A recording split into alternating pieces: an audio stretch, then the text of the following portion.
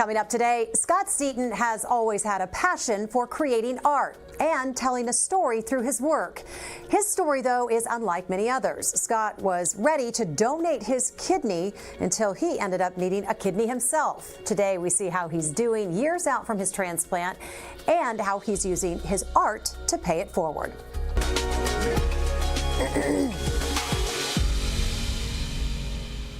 Good morning, I'm Jessica Lovell, and welcome to the Morning Medical Update. 15 years ago, Scott Seaton was one step away from donating a kidney to his mother. Then he found out he also needed a transplant. Scott is here in studio with us today, along with transplant surgeon Dr. Tim Schmidt across from me. Dr. Schmidt is also the director of transplantation here at the health system. Also in studio with us is Dr. Jeff Klein. He is a nephrologist. He also specializes, of course, in treating kidney conditions, and you are Scott's nephrologist currently.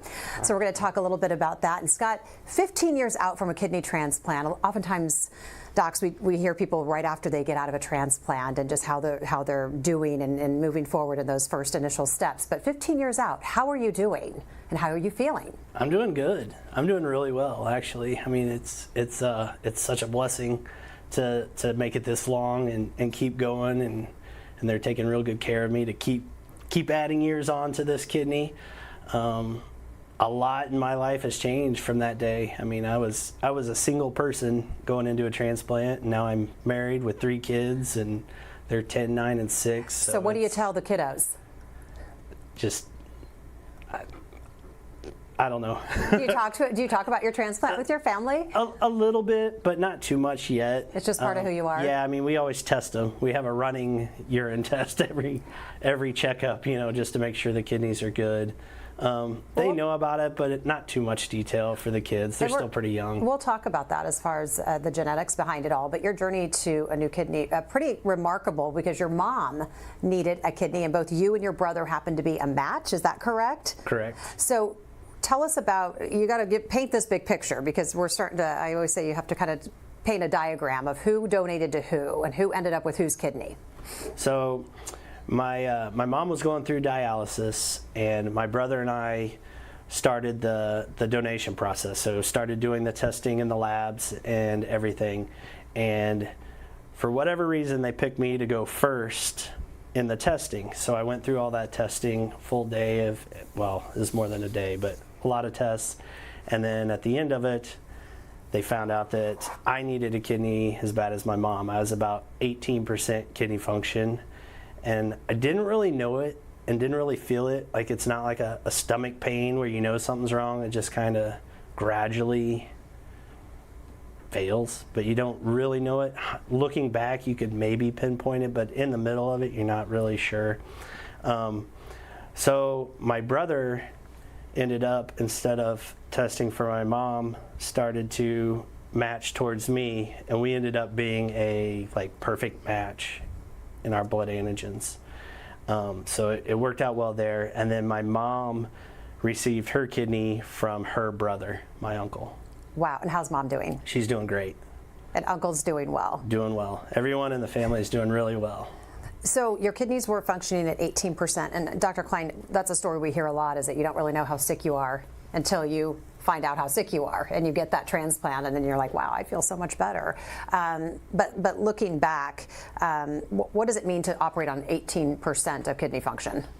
Well, when you're young, you can, I think, get away with a lot that you don't know about. The kidney disease is subtle. Most people don't have symptoms. They may have some changes in urine that can get detected, but for a lot of people, as far as their day-to-day, they don't feel any different until their kidney function is pretty poor.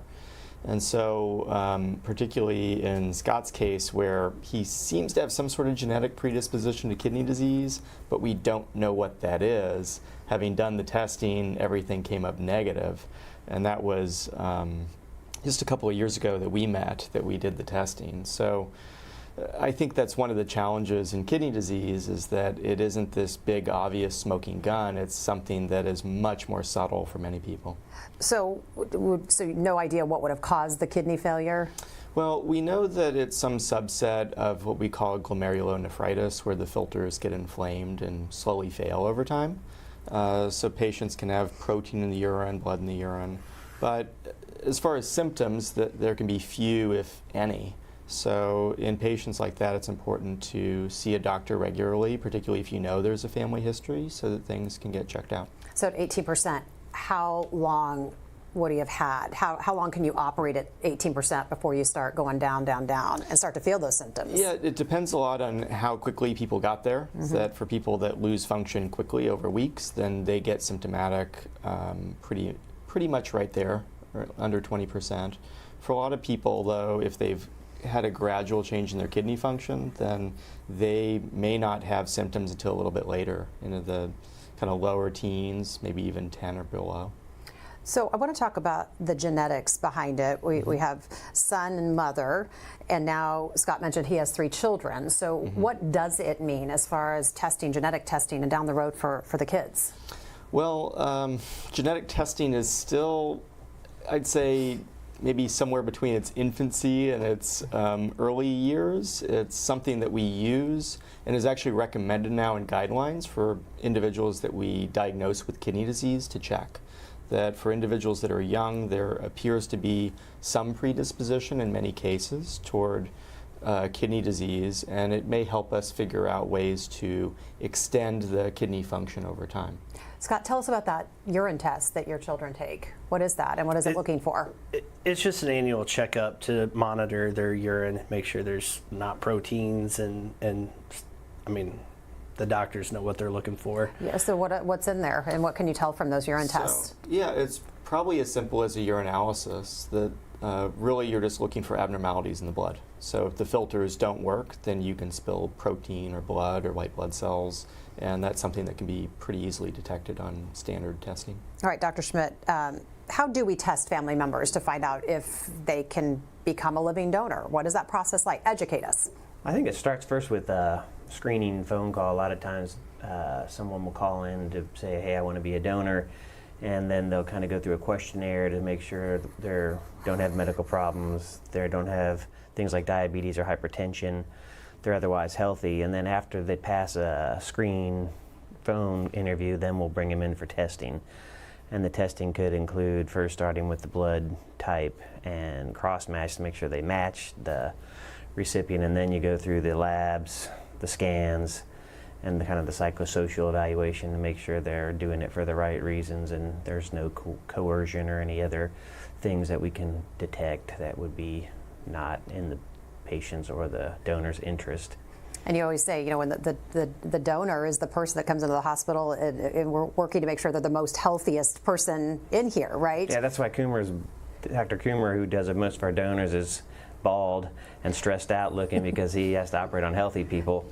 The only person in the whole hospital that doesn't need an operation is the one who we take the most care of, because it's really stressful operating on donors because they are perfectly healthy otherwise, and the only thing they can do is get worse. Exactly. So yeah, no pressure there.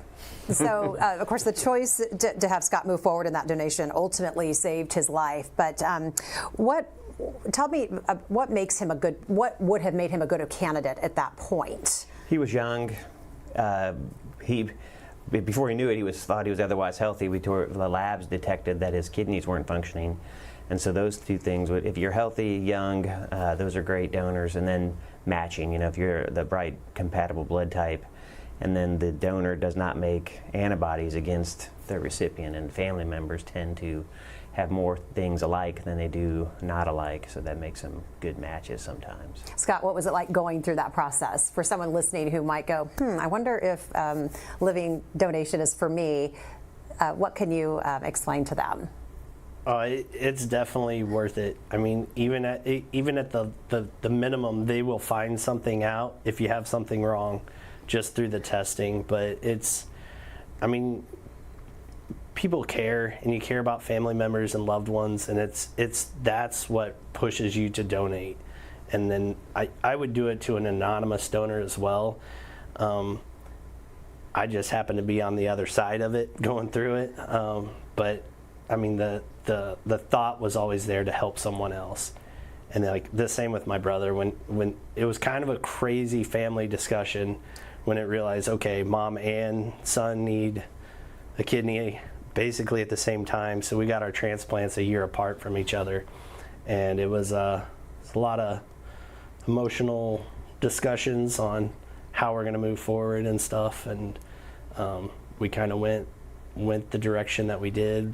We're advised to certain ways, and it all worked out really well. So almost 15 years later, and 16 for my mom, it's been an incredible ride since. What a story to tell. Dr. Schmidt, you don't hear a lot of stories where somebody comes in to get evaluated. They're like, I'm ready to be a donor, and then they have to quickly turn into being a patient on the other end of that story. Yeah, I mean, his story is really fascinating because it helped, it probably saved your life and saved you from a lot of suffering and pain down the road.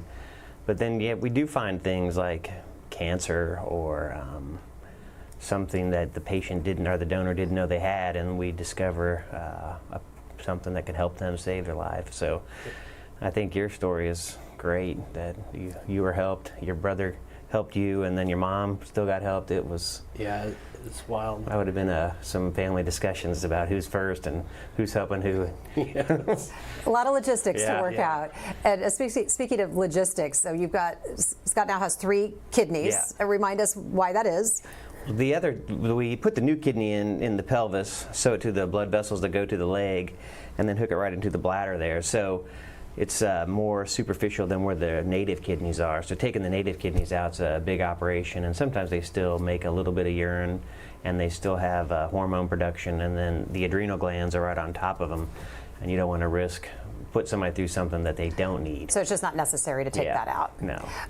It's Donate Life Month. It's April. Remind everyone why it's so important to have conversations with your family members, about your wishes in death, and to pick up the phone call and educate yourself about being a living donor. I mean, there's just sheer supply and demand. There are 120,000 people on lists for liver, kidney, heart, and only about 20,000, 25,000 donors a year. So the proportion of people who need is not covered by the amount that's given. So we certainly need more people to donate organs. And even last night we had a chain that was started by someone who gave a kidney just for wanting to give it to anybody. And then that kicked off a chain, and last night we got a donor from outside of our region, a living donor. And so some of these things are fascinating. Those stories never get old. And we've done, what, 10, 12 kidney chains? Explain how those work. A chain is where, say, Scott and I were a pair, and I did not match with him, but I still wanted to give. And so my kidney would go to someone else. That kidney, that their donor wasn't matched to their recipient, it could go to Scott. And then you can just expand it to multiple pairs, and sometimes they're as big as 10. I think the biggest one is 50 pairs in the nation. Yeah. At one time. It keeps growing. Yeah. It used to be that you would have one person donate directly to another, and now the expansion of these chains can take a couple of weeks to actually close. Yeah. We started this chain probably a week or 2 ago, and slowly the kidneys kind of come in, fly out. Well, and the conversations change. You have somebody who comes in, wants to donate. If I'm related to Scott, I'm ready to donate to this person that I know and love. And then you're telling me, well, wait, it's not going to be Scott. It's going to be this person you've never met. And then you have to start having these different conversations, and the story completely changes. Mm-hmm. But you would be surprised, and the donors will say, yeah, I'm up for that. I'm game. They don't say, no, I only wanted to go my family member. No, they just want to give and help somebody, and it's going to help their recipient in the end. But it's amazing how it works out. That's why we talk about living donation, because it reaches far and wide. Scott, you are an incredible artist, very talented, and if you visit the health system, the heart center here at the health system, or even just come through our front doors, you're going to see your work of art. So it's very cool. I pass this big heart every day, and I had no idea you were the man behind it. So you have been involved with the Parade of Hearts. You designed the one in front of our heart center. So tell us about it. Yeah, so the Parade of Hearts, it started kind of to give back to charities during COVID and stuff like that, small businesses and stuff, and it just kept growing. There was such a turnout for it. So after the first year, I thought I need to do one of these, and I know exactly what I want to do is an organ donation heart. And so I kind of came up with this theme of the green ribbon that signifies the donor life, and that was kind of my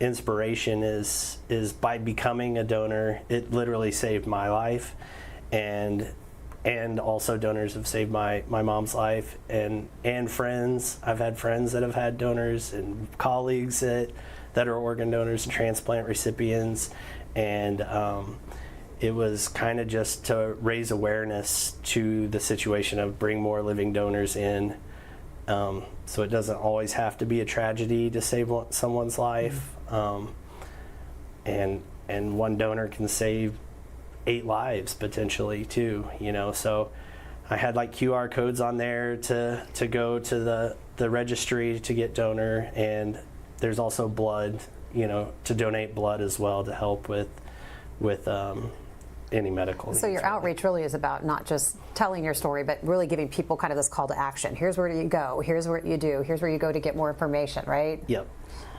Dr. Klein, how important is that?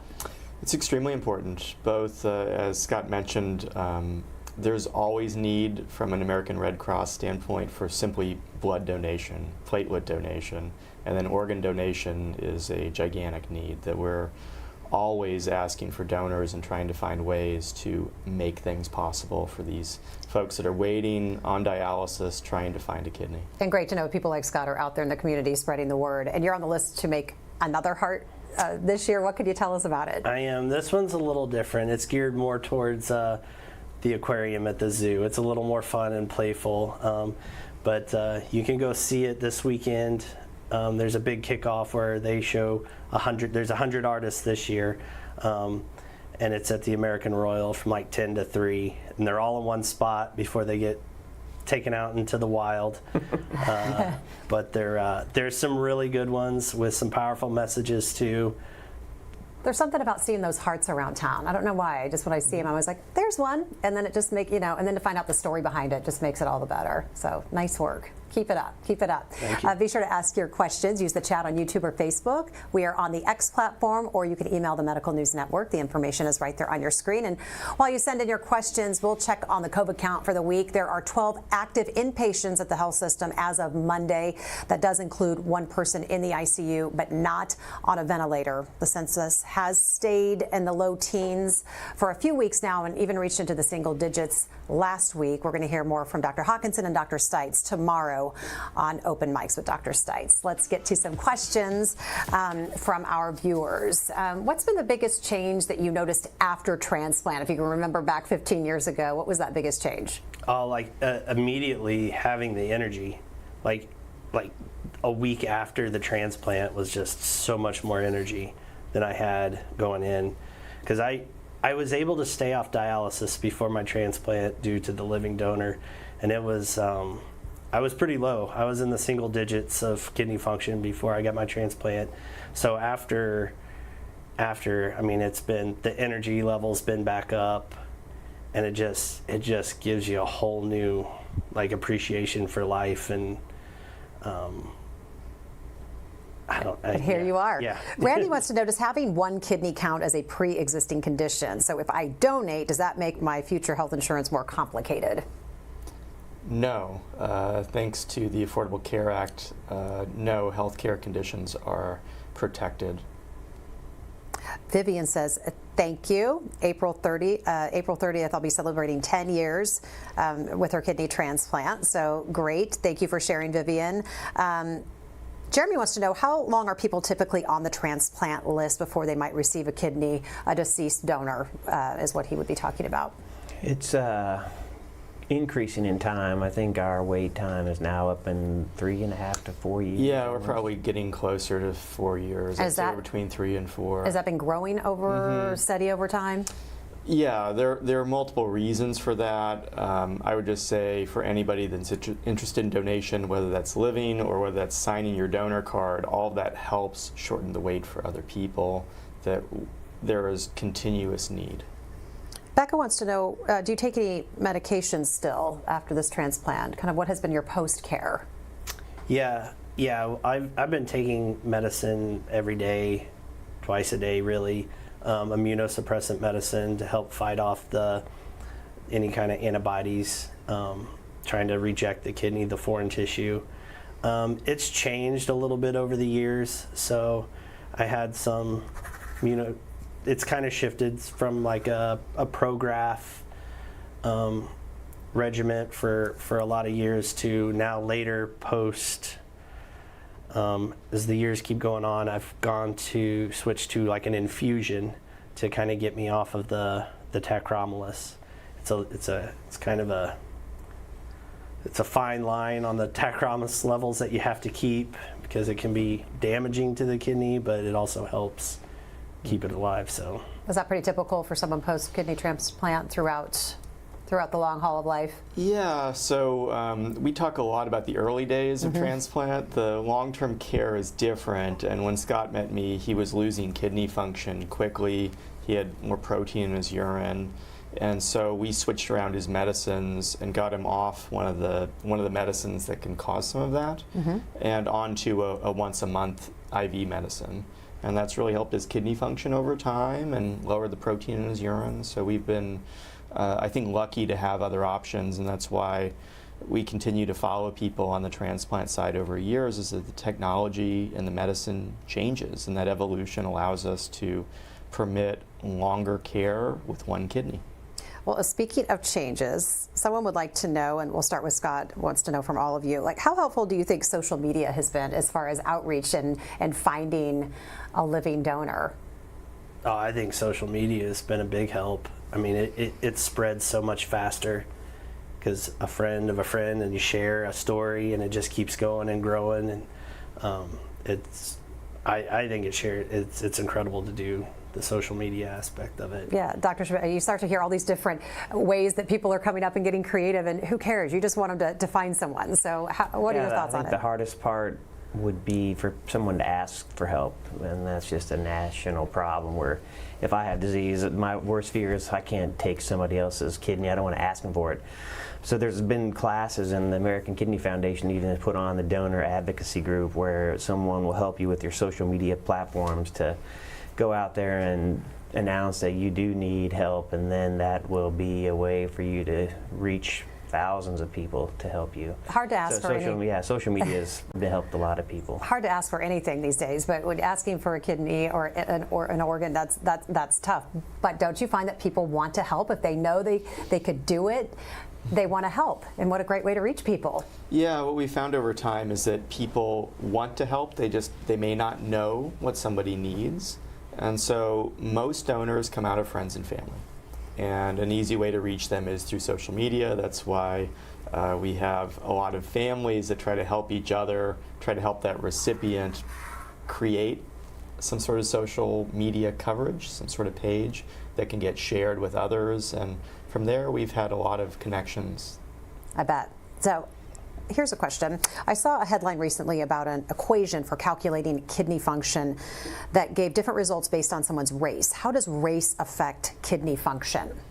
So there were older formulas that actually incorporated race, particularly African American race, into the kidney function formulas. Those have all been eliminated, and they've kind of redrawn out those measurements for kidney function that can be extrapolated to different populations.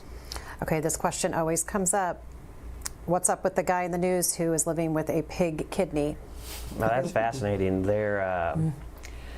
Since I was a medical student in the 90s, they've been trying to do xenotransplantation, where you take an organ from someone who's not human and place it into a human and make it work. And the recent data has shown that they can eliminate all the genes that we cross-react against and can't make the immunosuppression work, and have been able to successfully transplant that into a pig into a human. So that is something that may help with the need for donors in the future. It's still quite a few years off for mainstream, but it's definitely hopeful for people who can't find a donor, or the donors that there's just not enough out there, that we might be able to eliminate some of that need by. Yeah, certainly a headline. And a headline, 15, 20 years ago, you would have thought, there's no way. Yeah. And now what do you think about that when you see it? I think there are a lot of possibilities that it may standardize some of the ways that you are able to use donors, particularly in individuals that don't have time to wait for a human kidney. So there's absolutely potential there. The studies are ongoing. Scott, you had mentioned about that you went first in getting the transplant. How did you and Mom decide that, and then how did you two support each other during and after the process? Well, I mean, when I say I went first, it was between my brother and I donating to my mom. I went first, like Getting your testing. Getting my testing, yeah. If my brother went first, I would have found out the hard way, I think. Right. You know? I mean, she immediately said, no, your brother needs yours. I'll find mine somewhere else, or, you know, she was very selfless. Because brother could have given to either. Yeah. And Scott was more in need. Is this Yeah. correct? I think your mom was just going to make you do what you wanted to do. Your mom was in charge. Yeah, Absolutely. Mom was the boss. You are not getting out of that. Yeah. You're going to do what Mom says. And actually, my brother and I matched better than we did to our mom, like us as a pair. So it worked out. Yeah. How do you all support each other? I mean, just talking. I mean, it's kind of a wild experience to go through, but it's so,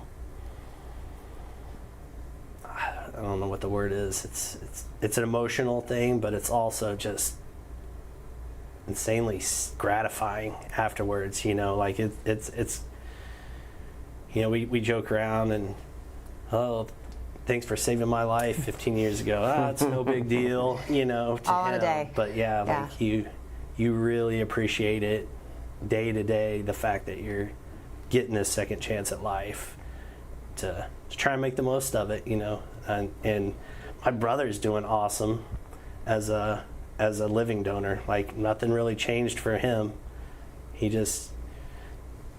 actually, when I say be a donor, you'll find something out. He had a heart ablation. They found, I don't remember what it's called. Wolf Parkinson White. Parkinson White.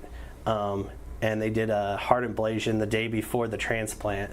So he actually got wheeled into the operating room the day before to kind of fix some loop wires in his heart. And then on down to the transplant center next. Yep. Just remind everyone, Dr. Schmidt, that it's pretty safe to be a living kidney donor. It is. I mean, the proper workup and the evaluation, your risk of dialysis as a donor is the same as the general population for those people who we use as donors. So I think what he's saying about the emotional gratification and the saving of your family member's life to keep them around a lot longer than waiting on the list, I mean, there's a win-win for the donors. What's the big takeaway from our conversation today? I think seeing how people get a new perspective on life, and there are times where people are complaining about, I feel so bad, I worry about this and that, but then you really see people who were sick and then they become better, and then their whole outlook on life is what, you know, perspective is very important, and donation and helping people out is something that a lot of people can do, and we need people to give organs. Yeah, I know that's been very gratifying for you and your partners to watch people continue on down that road. It's my favorite. That's my favorite operation, is the kidney living donor, because we can change people's lives, and we're just, you know, facilitators of that. Whereas other operations, you know, are big deals, but this one is really has a lot of psychological effects on us as well. Great. Dr. Klein, what's the big takeaway? For anybody interested in donation, then find a transplant center and call to express your interest if that interest is in living donation. If deceased donation is a possibility for you, then please sign your donor card and find ways to make that possible. Great message. Scott, you're incredibly active in the transplant community now. We're so glad you're doing well. Thank you for sharing your story. What do you want people to take away from it? Just get out there and donate. You know, when you go to the DMV, become an organ donor. So you can save, if something tragic happens, you can save somebody else's life and help another family. I think that's really important. And just enjoy life. I mean, it's awesome. We'll be on the lookout for your hearts. Thank you. All right. Thank you guys for being with us today. Thanks to all of our guests. Thanks to our viewers, as always, for being with us. We'll see you back here tomorrow at 8. Maternity deserts in Kansas. More and more women are facing long drives to deliver their babies. I'm Jessica Lovell on the next Open Mics with Dr. Stites. How far is too far for adequate prenatal and maternity care? The challenges and solutions in ensuring every mother receives the care she deserves. Wednesday at 8. Subscribe to our Morning Medical Update and Open Mics with Dr. Stites podcast. Now, everywhere podcasts are available.